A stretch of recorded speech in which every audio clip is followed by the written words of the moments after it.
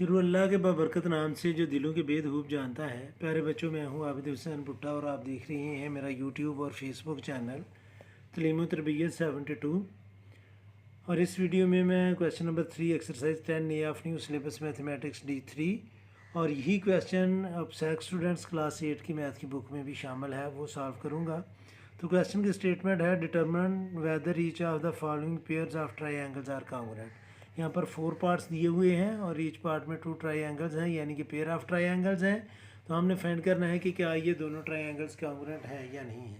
तो आपको ये पता होना चाहिए कि 2 ट्राइंगल्स उस वक्त कॉन्ग्रुएंट होती हैं जब उनकी कॉरस्पॉन्डिंग एंगल और कॉरस्पॉन्डिंग साइड्स जो हैं वो कॉन्ग्रुएंट हों। तो ये स्टूडेंट्स क्वेश्चन नंबर 3 का ए पार्ट की मैं डायग्राम्स ऑलरेडी ड्रा कर चुका हूँ। इसके अकॉर्डिंग हम इसको सॉल्व करते हैं। तो देखें स्टूडेंट्स, ट्रायंगल ABC, इसकी तीनों साइड्स हमें गिवन है 8, 12 और 10। और ट्रायंगल DEF, इसमें तीनों साइड्स गिवन है 10, 9 और 12। तो ये देखने में ही नज़र आ रहा है कि ये 9 है और ये 8 है, तो ये इक्वल नहीं होंगी। लेकिन हमने फिर भी इसको प्रूफ करना है कि ये दोनों ट्रायंगल्स इक्वल नहीं हैं। तो अगर आप सिर्फ देखकर भी लिख देंगे these 2 triangles are not congruent as AB is 8 cm and ED is 9 cm, rest of the 2 sides are equal।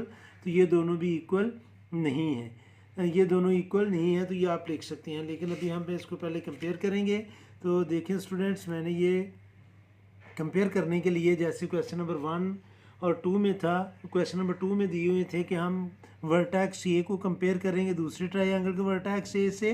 तो ये वर्टेक्स A की अपोजिट साइड है 12। तो इधर 12 सेंटीमीटर जो साइड है उसका अपोजिट वर्टेक्स है D। तो ये को हम कंपेयर करेंगे D के साथ। आगे इधर B जो है उसकी अपोजिट साइड 10 है, तो इधर 10 का अपोजिट वर्टेक्स E है, तो B की जगह हम दूसरा वर्टेक्स दूसरी ट्रायंगल का लिखेंगे E। और C स्टूडेंट्स तीसरा वर्टेक्स C बन रहा है, इधर DE और इधर तीसरा वर्टेक्स F बन रहा है। तो ये डेफिनेटली ये तीनों हम कंपेयर करेंगे। तो इसके अकॉर्डिंग स्टूडेंट्स AB जो है AB उसको इक्वल होना चाहिए DE के।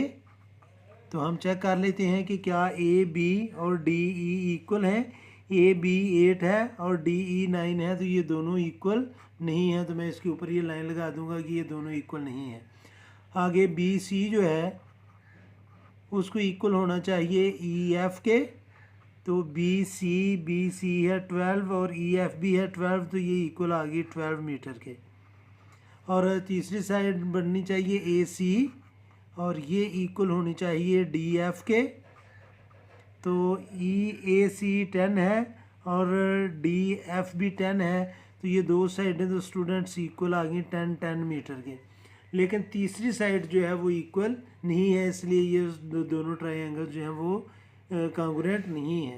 तो इधर आपने लिखना है नीचे स्टेटमेंट, अगर आप लिखना चाहते हैं तो आप लिख लें कि all sides are not equal, so these 2 triangles are not equal.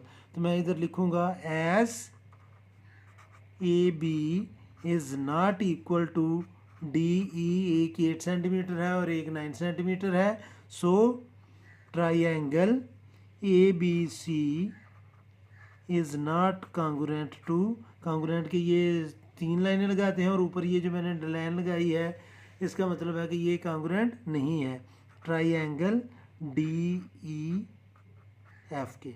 तो ये स्टूडेंट्स फर्स्ट पार्ट हमने प्रूफ कर दिया। अब मैं इसका से B पार्ट जो है हम वो सॉल्व करेंगे। तो B पार्ट है स्टूडेंट्स, इसमें भी मैं 2 ट्रायंगल्स ऑलरेडी ड्रा कर चुका हूँ, XYZ और PQR। तो जैसे क्वेश्चन नंबर 2 में हमने इनकी कॉरस्पॉन्डेंसी की थी, कंपेयर की थी, उसी तरह हम करेंगे। तो X की अपोजिट साइड है 6 मिलीमीटर और इधर Q की अपोजिट साइड है 6 मिलीमीटर। तो X के पैरेलल हम लेकर आएंगे Q को। इधर स्टूडेंट्स Z जो है वो 40 डिग्री है और इधर 40 डिग्री P पर है, तो Z को हम कॉरस्पॉन्डेंसी Z की करेंगे P के साथ। और Y इधर बाकी बच गया और इधर बाकी बचा R, तो ये Y और R को हम कॉरस्पॉन्डेंसी इनकी लेंगे। तो अब हम देखते हैं कि क्या जो साइड्स गिवन हैं। अब स्टूडेंट्स अगर आप गौर करें तो ये 2 साइड्स तो इक्वल हैं, ये साइड और ये साइड, लेकिन इन 2 साइड का सेंटर वाला एंगल और इन 2 के सेंटर वाले एंगल की इक्वल नज़र नहीं आ रहा। तो वो एंगल ये गिवन है जो राइट 80 डिग्री है। तो अब स्टूडेंट्स हम देखते हैं कि क्या ये sides according to given information equal हैं। तो एक्स वाई को इक्वल होना चाहिए स्टूडेंट्स किसके, क्यू आर के, और वाई जी को इक्वल होना चाहिए आर पी के, और एक्स जी को इक्वल होना चाहिए क्यू पी के। तो अब हम स्टूडेंट्स देखते हैं कि एक्स वाई तो गिवन ही नहीं है और इसके पैरेलल आ रही है क्यू आर, तो वो 3.9 है, इसलिए इसमें अभी एम्बिग्युइटी है। दूसरा देखें स्टूडेंट्स, वाई जी 6 सेंटीमीटर है और इसके पैरेलल आ रही है पी आर, ये भी 6 मिलीमीटर है, नॉट सेंटीमीटर। तो ये आ गया स्टूडेंट्स 6 मिलीमीटर। अब तीसरी साइड जो है एक्स जी वो है 3.9 और पी क्यू जो है वो है 4, तो ये दोनों भी इक्वल नहीं है। तो स्टूडेंट्स एक साइड इधर एम्बिग्युइटी है जिसमें हमें पता नहीं है कि ये इक्वल है या नहीं है।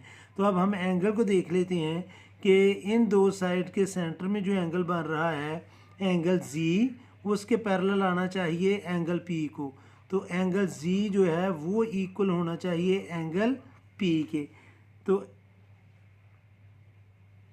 एंगल जी और एंगल पी, तो ये तो दोनों इक्वल हैं, जिधर जी आ रहा है उधर ही पी आ रहा है, तो ये तो इक्वल हैं दोनों 40 डिग्री के। तो अब स्टूडेंट्स ये साइड जो है इक्वल है, यानी कि ये एम्बिगुअस केस बन रहा है कि ये जो गिवन इन्फॉर्मेशन है उसके मुताबिक ये इक्वल नहीं आ रही। तो नीचे आप लिख लें कि एज, और ये जो हमें नज़र भी आ रहा है कि according to this angle X G जो है उसको इक्वल किसके होना चाहिए, पी क्यू के। तो वो दोनों जो हैं वो इक्वल नहीं हैं। तो इसमें आप लिख सकते हैं कि side is not equal to side angle side. So triangle X Y Z is not congruent to triangle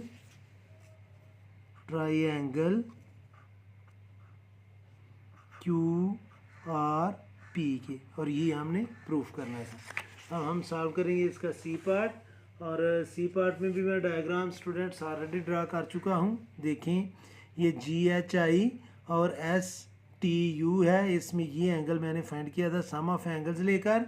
बाकी अभी हम इसको कंपेयर करेंगे। ये एंगल गिवन नहीं था, ये मैंने सम ऑफ एंगल्स इन ट्राइंगल का फार्मूला यूज़ करके हमने इसको प्रूफ किया था। ये आप दोनों इन्फॉर्मेशन जो है ये अभी आप इसको इग्नोर करें। तो देखें एंगल जी जो है उसकी अपोजिट साइड है 5 और इधर 5 के अपोजिट वर्टेक्स है यू, तो जी के पैरेलल आएगा यू, और एच पर 40 डिग्री है और इधर टी पर 40 डिग्री है, और इधर आई पर 75 डिग्री है, और इधर एस पर ये जो एंगल है एस के साथ इसको कंपेयर करना चाहिए। तो अब स्टूडेंट्स इसके तीनों एंगल जो हैं वो इक्वल नहीं है, यानी कि होना ये चाहिए था कि टू एंगल्स और उनकी सेंटर वाली साइड एंगल एच जो है एंगल एच वो तो इक्वल है स्टूडेंट्स, एंगल एच और एंगल टी ये दोनों इक्वल हैं 40 डिग्री के। आगे स्टूडेंट्स एंगल जो आई है एंगल आई वो इक्वल नहीं है एंगल एस के, तो ये दोनों इक्वल नहीं हैं। और एच आई जो है H I measurement side H I उससे इक्वल होना चाहिए मेजरमेंट साइड टी एस के, तो ये दोनों 5 सेंटीमीटर हैं, लेकिन एंगल जो है एक एंगल वो इक्वल नहीं है। तो इस पर हम एंगल साइड एंगल यानी कि एंगल साइड एंगल ये इक्वल नहीं है एंगल साइड एंगल के। So triangle G H I is not congruent to triangle U T S. And पर ये शायद आपको नज़र नहीं आया क्योंकि ये तीनों साइड्स जो हमने प्रूफ की हैं उनमें से एक इक्वल नहीं है, तो इसलिए ये दोनों ट्राइंगल्स इक्वल नहीं है। तो अभी स्टूडेंट्स मैं सॉल्व करूँगा इसका डी पार्ट, और डी पार्ट है हमारे सामने स्टूडेंट्स। ट्राइंगल है एम एन ओ और पी क्यू आर। तो एम जो है स्टूडेंट्स उसकी अपोजिट साइड है 5 और इधर 5 की अपोजिट साइड वर्टेक्स है पी, तो एम को हम कंपेयर करेंगे पी के साथ। एन पर राइट एंगल है और इधर क्यू पर राइट एंगल है, तो एन को हम कंपेयर करेंगे क्यू के साथ। और वो फिर ओ जो है उसके पैरेलल आ जाएगा वर्टेक्स आर। अब हमने इसके यानी कि जैसे कंपेयर करना है वो मैंने दोनों चीज़ें लिख ली। अब स्टूडेंट्स देखें कि राइट एंगल तो दोनों के इक्वल हैं, यानी कि एंगल एन जो है वो इक्वल है एंगल क्यू के, और ये दोनों इक्वल हैं राइट एंगल के। ये तो हो गया। अब स्टूडेंट्स एन ओ जो है side N O, measurement side N O, ये इक्वल है मेजरमेंट साइड क्यू आर के, और ये दोनों इक्वल हैं 5 सेंटीमीटर के। अब स्टूडेंट्स जो हाइपोटेन्यूज है वो है M O, measurement M O, measurement M O इसको इक्वल होना चाहिए मेजरमेंट एम ओ को पी आर के। तो ये चेक कर लेते हैं कि एम ओ जो है वो 13 है और पी आर जो है वो 12 है, तो ये दोनों जो हैं ये साइड्स इक्वल नहीं है।